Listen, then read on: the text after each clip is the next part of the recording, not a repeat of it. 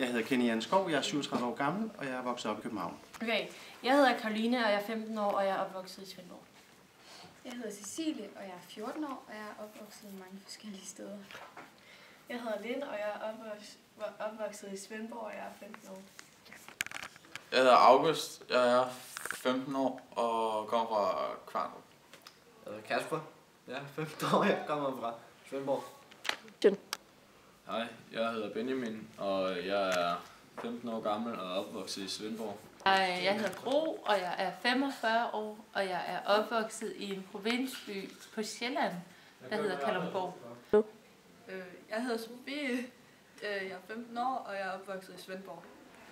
Jeg hedder Michael, jeg er 48, og jeg er opvokset i Svendborg.